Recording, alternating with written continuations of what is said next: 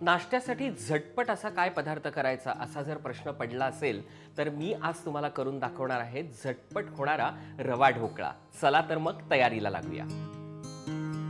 रवा आहे 1/2 किलो. तो मी एका बारीक रवा घेतलेला आहे. तुमच्याकडे बारीक नसेल तर तुम्ही मिक्सरमधनं ग्राइंड करून घ्या. त्याच्यामध्ये आपल्याला काय करायचंय तर दही घालायचंय 1 मोठी वाटी. आलं घेतलंय मी 1 इंच किसून घेतलेलं आहे, तेही घालायचंय. बारीक कुटलेली मिरची आहे, मी साधारण 4 मिरच्या घेतलाय. आवडीनुसार तुम्ही घेऊ शकता. चवीनुसार मीठ. आणि आपल्याला आता तेल घ्यायचंय 1 चमचा.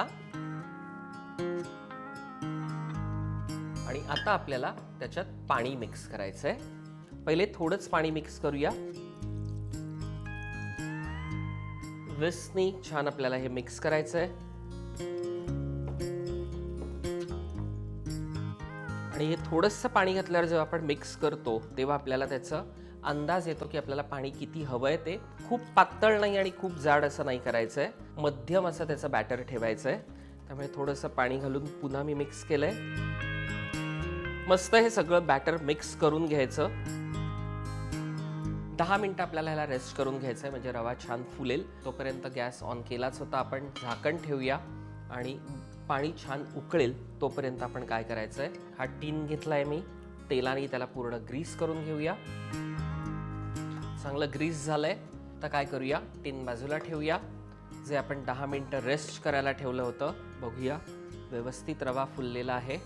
आता काय करायचं आपल्याला, हा फ्रूट सॉल्ट आहे तो आपण त्याच्यामध्ये घालूया 1 मोठा चमचा. त्याच्यावरती 1 चमचा आपल्याला पाणी घालायचंय ते ॲक्टिवेट होण्यासाठी. आणि लगेच त्याला आपण विस्कनी मिक्स करून घेऊया.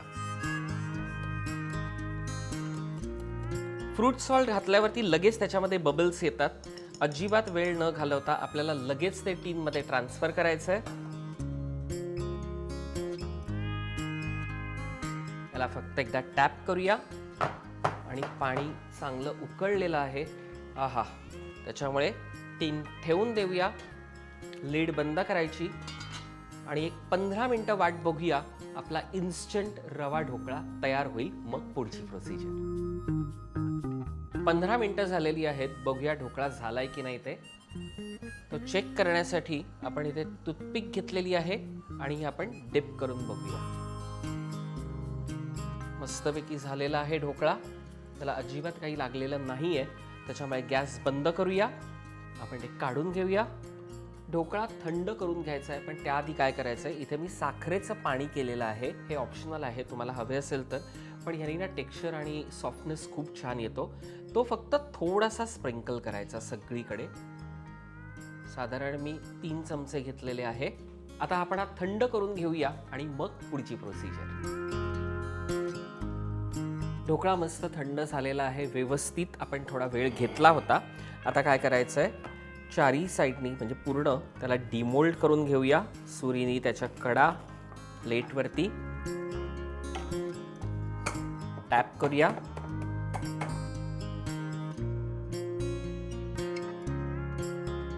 एकदम फ्लफी असा झालेला आहे मस्त ढोकळा.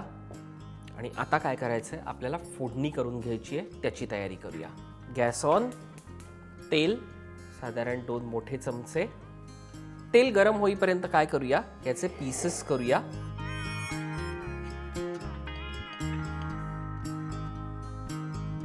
थोडंसं त्याला मोकळं करूया म्हणजे जेव्हा आपण त्याच्यावर फोडणी घालू तेव्हा ती सगळीकडे व्यवस्थित लागेल. आता गॅस ऑफ करूया. तेल छान तापलेलं आहे. आता काय करायचं आहे, मी 8 ते 12 साधारण कढीपत्त्याची पानं घेतली आहेत. जी बारीक चिरून घेतली होती ती फोडणीला देऊया पहिले. इथे तीळ आहे, तेही फोडणीला देऊया. साधारण 2 चमचे. राई 1 चमचा. बारीक चिरलेली कोथिंबीर आहे, तीही फोडणीला द्यायची आहे.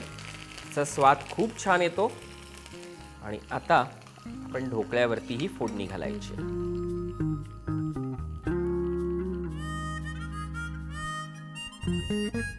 झटपट होणारा रवा ढोकळा तयार आहे. मंडळी, हा ढोकळा कसा झाला आहे हे कळवण्यासाठी काय करायचं आहे, रुचकर मेजवानी हा आमचा चॅनल सबस्क्राईब करायचा आहे, लाईक करायचं आहे आणि त्यावरतीच कमेंट करून कळवायचं आहे. पण हा ढोकळा इतका टेम्पटिंग आहे, जरा चाखून बघतो.